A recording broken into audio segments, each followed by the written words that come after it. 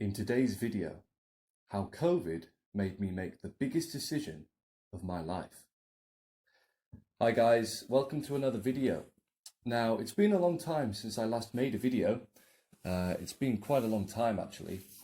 But in today's video, I'm going to tell you how COVID-19 made me make the biggest or one of the biggest decisions of my life.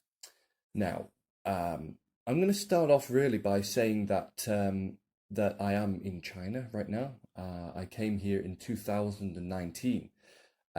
In November 2019, I flew all the way from Manchester in the UK to Abu Dhabi, and then I took the plane from Abu Dhabi to Beijing's airport. And ever since then, I have never looked back. It's been a life-changing experience, but that almost came to a standstill, and was almost completely reverted entirely when I went to the Philippines in January 2020. So here's the story.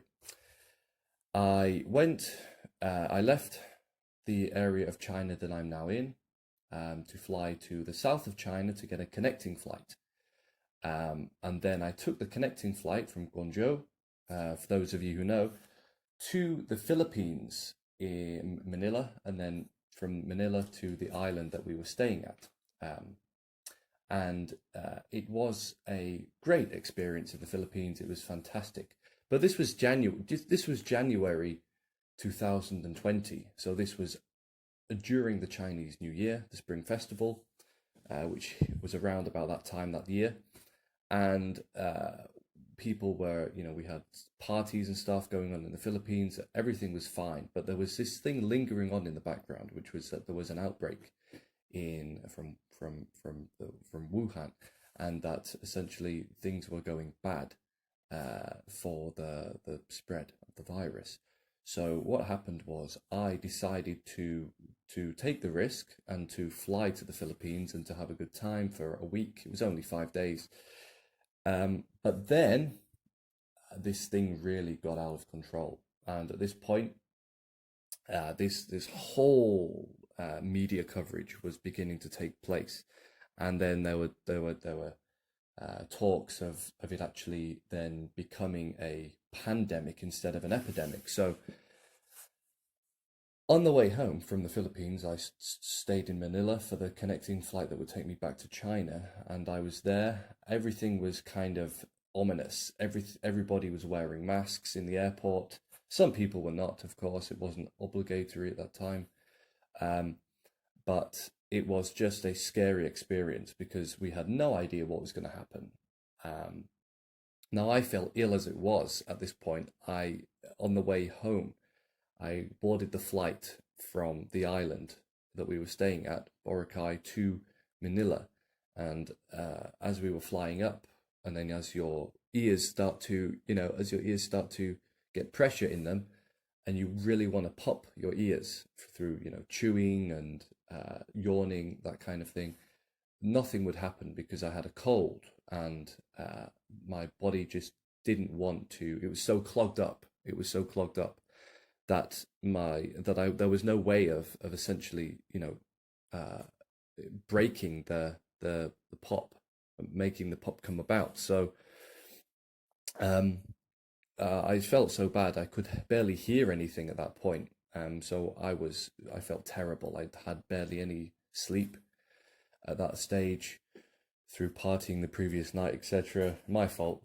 But then we got to Manila, and I stayed in a hotel in Manila. I just wanted some place to stay, so I straight away, as soon as I got out of the taxi, out of the taxi to go to out of the airport, I should say, I got into the taxi, and I said to this guy, "Can you take me to a hotel?"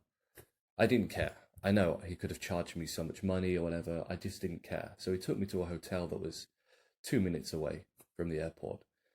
That was good because I could just go there and then stay there for the few hours before my connecting flight, and then I could go back, take another taxi, and go back to the airport. But anyway, after all of this, I was laying there in my bed sleeping in Manila, I felt so bad. I was sweating, I was ill, I was tired, and I was just reading. When I woke up, I read the media coverage of all of this, and it said, "Look, wow, this thing is getting out of control here. You need to make it. I was thinking to myself, you need to make a decision, because what if you go back to China and everything gets locked down, which was probably already happening anyway, or go back to the UK and everything's fine, but could this thing follow me there?" So I thought long and hard about it. I had a few hours really to decide, and in the end, I decided to take my connecting flight back to China, and that's when I was worried, because nothing prepared me for really what was to come, or what prepared any of us for what was to come in the next year or 2 years, and that is essentially the outbreak of COVID-19 around the world. So anyway, I took the flight back to China, got on my connecting flight to Guangzhou, then back to Qingdao, in where I live in China, and everything was fine. Really, when I got there, it wasn't as strict. The measures were not as strict as they are now, to the point where you can hardly get into the country. But back then it was fairly lax. There were people in masks waiting, and I was kind of apprehensive about what would happen next. But I managed to get into the country, no quarantine or anything like that.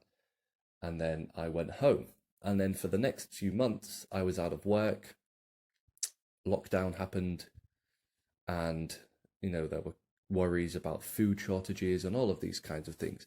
But still, it was okay in the end, because then the virus went everywhere else in the world. And if I'd gone to the UK, things would have been very different. I would have been living a totally different life from what I live now.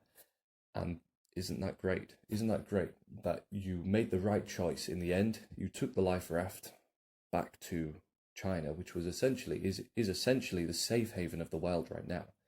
Whenever there are cases, they are very decisively and rapidly stamped out. Lockdown is placed very quickly, and there are rigorous tracing methods, testing, all of these things that keep the cases very low here. But in the UK, around the rest of the world, there are very much problems. Now, the vaccine rollout has had a good effect here. And of course, lockdown was lifted very quickly, not just because of the vaccines, but because of the measures that were taken to keep people inside. And I remember for those 2 to 3 months that I was out of work, I just stayed in my home. I went for walks outside. I wasn't really limited in my freedom, but there were a lot of businesses that were closed. And it took me a long time. To come to terms with the fact that the rest of the world was struggling,